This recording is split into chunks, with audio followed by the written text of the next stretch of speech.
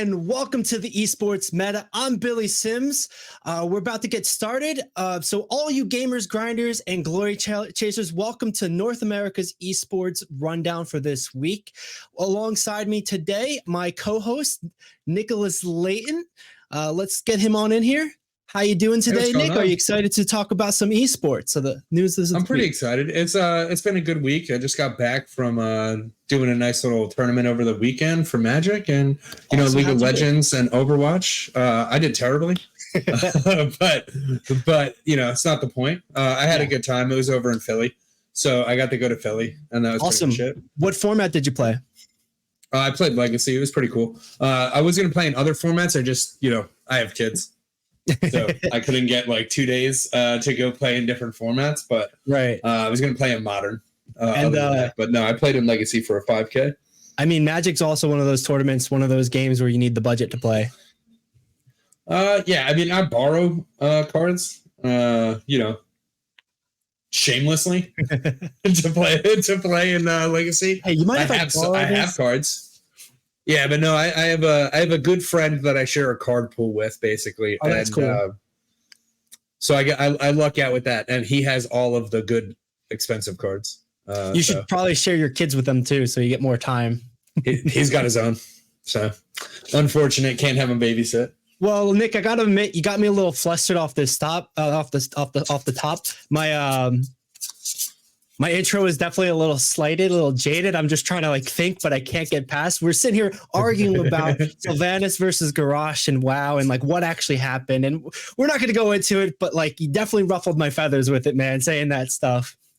That's what I do, A little bit unfair, but that's not the topic of today's show. We've got some great information, great topics, and great news to talk to you about. Our main subject matter is going to be about some exciting comps that happen in the OWCS Japan region, some low ranks, some low tier characters being played at high tier levels and quite surprisingly doing well. But other than that, let's start off with the news. Let's get this whole show on the road and rolling. I got to pull up the first story here because I'm a little bit behind, but there we go.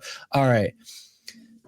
We're going to actually head into the MDI, the WoW Mythic Dungeon Invitational. The Globals were happening this weekend, so there was a lot of excitement, a lot of close matches, and we're going to run through the scores, the storylines, and a bit of the cool tech that happened this weekend. Starting off, here we go. Just a big congratulations to Mandatory for taking first place. Spoiler alert, if you're going to rewatch it, Mandatory won. Echo came in second. And it was quite the back and forth between these two power hitters amongst all these other teams. Really competitive. This was our final standings and our final prize pool. Mandatory winning $80,000 for this invitational, this global invitational, and it was a total prize pool of $200,000. So it was pretty awesome to see, top 8 coming away with 5K. Yeah, it's not bad. It's pretty cool. Yeah. It is pretty competitive, and we're talking about a global final, so it is pretty hard to get into and break into. But here we go. Here is the tournament brackets and what ended up happening. The main storyline I want to take a look at. The favorites were Echo coming into this, even after their little bit of an upset against Dogs in their group stage. Echo was slated to be pretty popular, pretty dominant, predicted to win as well. They do come out strong in the first 2 matches. Echo over Eclipse 2-0, Echo over Bald Bandits 2-0, knocking both of those teams down into the loser bracket. But in a little bit of a turn of events, Mandatory breaks out the big guns and beats Echo 2-1 in the winners finals, knocking Echo into losers finals. Echo does beat Perplex in another 2-0 fashion and then comes back into the grand finals where we have a banger of a match, 3-2, ultimately going in favor of Mandatory. Just to talk about a little bit of the other teams here, we'd had a lot of 2-0 matches in this, which feels, unscorecard like it was dominant, but it was definitely a lot closer than what it feels. A lot closer percentages, a lot closer boss runs, and a lot closer with some tech with that. I got to pull something else up real quick. There we go. All right. But more or less, Echo was the one that we highlighted a couple weeks ago, right? For the strategy with the portals. that's right. Yeah. Echo was the team who had to break out that portal strategy on Galakron's Rise. And then everybody started to use it. Yes. And so unfortunately probably should have broken out in the finals. Well, is really what it was. They needed to break it out then because that's the situation was that Dogs had beat them and they were in the losers bracket. And then they were forced to play, I guess, with the pick bans. They ended up playing that map. And it's lose and you go home at that point. So you can't use a strategy if you're not in the tournament. So it was now or never then. But I have to say, if we're going into like the details about it, not everybody was able to execute it as cleanly, if at all.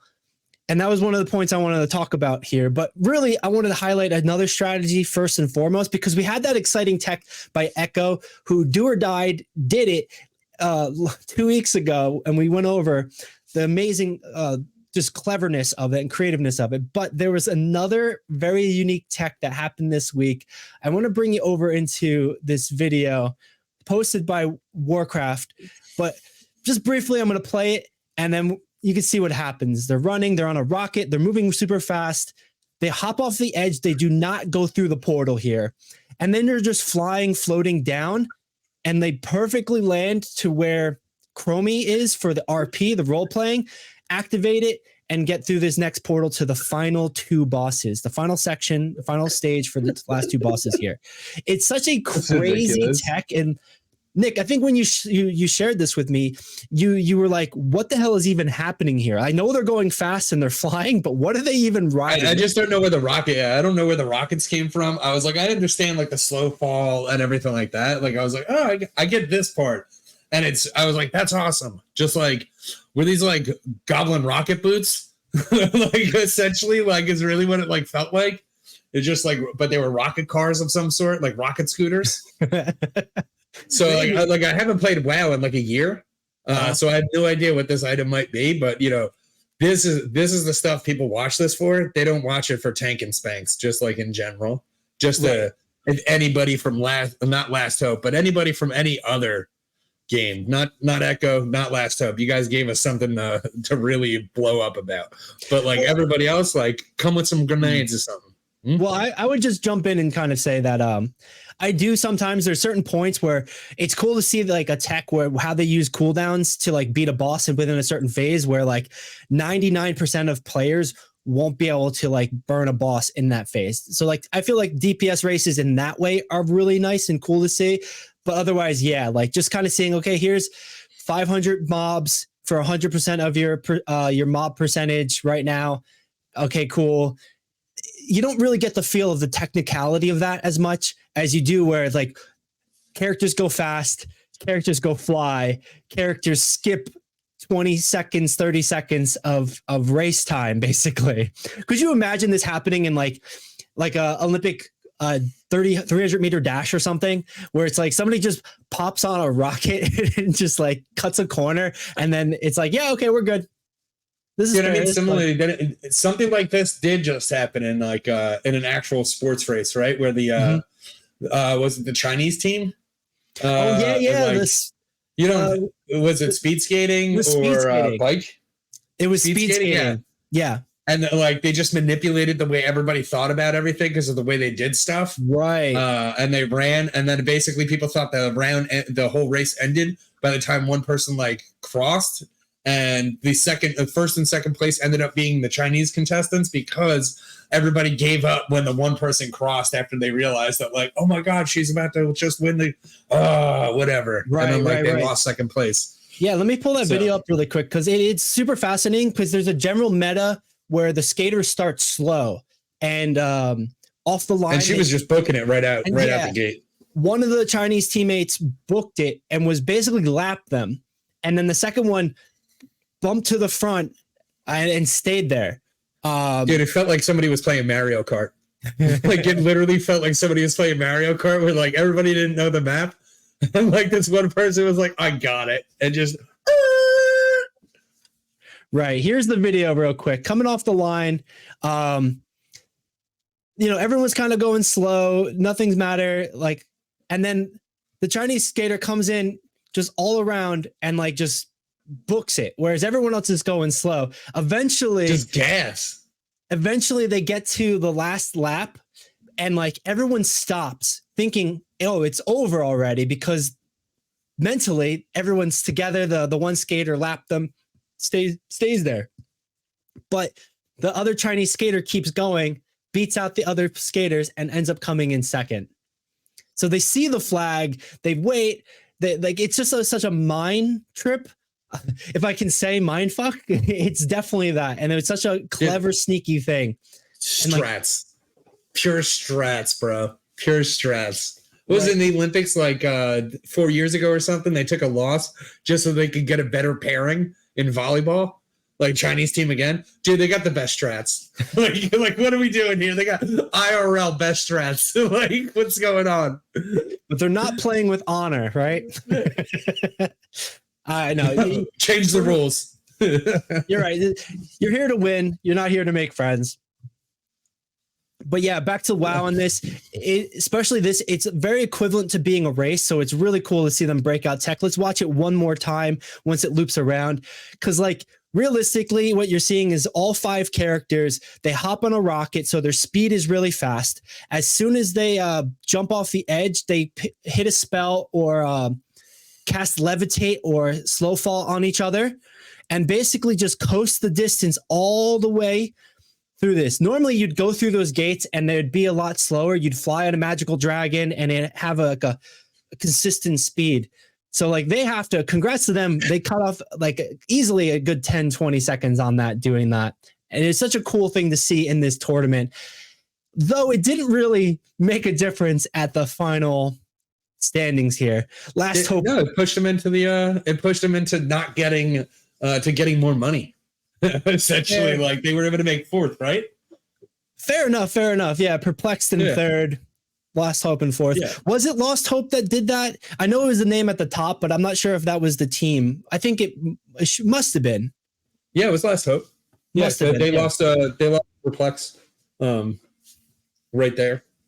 Right. So in that way, it did give them a little bit more hope as their last hope, getting them through Legendary and Ball Bennett's in the loser bracket, but not quite edging it out to Perplexed there.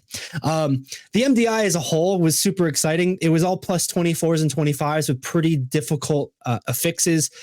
Fortify, Tyrannical were pretty much the hardest ones that nobody was looking forward to. I think a lot of people banned it. But the surprising thing with that was that we saw a lot of 4 DPS comps, 1 tank, 4 DPS, no healers. So we saw a lot of that risk reward play in that strategy there, but also in that composition. Then also people were mimicking the Echo Rift Mage snapping strategy. So I wonder if Lost Hope was able to fully get it, because that was a struggle that some teams had where they weren't able to pull off the mage portal hop and the snapping. And they just found a workaround. And then this was just like, forget it. We're gonna. I don't know if this was a workaround or not, but like this could have been something to add to it. Like if Echo did this plus their strat, that's beautiful. They just added it into the strats, right? Like right. It never goes away after this. If you can gain 20 seconds against your opponent from just like dodging those travels, then by all means, like everybody should be doing it, because it's very simple compared to the portal strategy, right? Go real fast, jump, hit a button, like it is. So it is something that requires a specific class or specific items, which they can change, I believe, in between rounds. Like the Echo strat required everybody to go Night Elf, but in that way, they'd be running a Night Elf Priest, Night Elf Mage. Mage would have to put Slow Fall on everybody, and then yeah. So not necessarily difficult, but definitely impacts some of the other decisions with that. Overall, really cool to see. Nick, if you had any takeaways, any initial, like I guess not last minute thoughts, but like retrospectively, any thoughts for the MDI and how it was this season this year? So when cool stuff like this happens in a tournament, the only words that I have are for the developers. Don't try to increase this. Let the players discover this stuff on their own. Don't try to implement like, oh, we're going to put this skip in if you have rocket boots and stuff like that. Like, just make your game and let the players come up with the cool strats, because that way it looks like awesome and it doesn't end up being like a cookie cutter thing that, you know, another cookie cutter thing that Blizzard hands to players. So. Well, in that way too, I wonder. You say that, it reminds me of Mario Kart. Like there's certain secret like little passages that are built in, and everyone gets to know at a certain competition level. But of course, Mario Kart is Mario Kart, and you're gonna get blue shelled or not. I wonder though if that's like more of a question of bad game development. If you want to leave more bugs and corner cutting in there like that so that players can exploit it. And I know that's what you usually see with speedrunning, players exploiting code and situations and out of bounds stuff. So I wonder, you know, what's the extent, and that could be a whole big conversation. Yeah, just, you know, keep it light and let the players come up with this stuff. And for the players, I would say like, bring more to the table. Try to come up with some really fun stuff for this, because really, like, the first place winner, like each person walked away with 16,000 if it's just going to the players, right? Out of the $80,000, that doesn't include coaches or anything like that. You will never, like, if you don't get eyeballs on your thing from cool stuff like this is awesome. Anybody who plays WoW is like, oh man, this is pretty cool, because we all do skips in normal dungeons anyway, right? And sometimes we get to do cool skips once we learn about them from somebody else doing them or someone showing us, right? Yeah. So, you know, this will get out to the players eventually, whether or not they'll be using it. But like I'm sure that like someone might, you know, because again, it does save 20 seconds. You are timed to get your items anyway. So 20 seconds is 20 seconds. Sometimes that's a death, right? So just come out with some cool stuff. Like I really enjoyed that. And I really enjoyed the Echo strat. But that was like, those are like the real highlights from the tournament, where I think we should probably have a little bit more. Maybe I'm not saying try harder, but like be more creative with it, right? Because there's got to be multiple ways to solve the problem, especially in these like RPGs. Right. We were just talking about that with like other games, but that's a big topic, and probably another topic we can kind of go into later. Where's the line? Where's the balance between leaving that room open, and then where's the learning curve for audiences? I know like just in time walking and WoW, like there's skips I used to do 10 years ago that people don't even know about or don't even remember, because it's different people or they're just old and have bad memories now.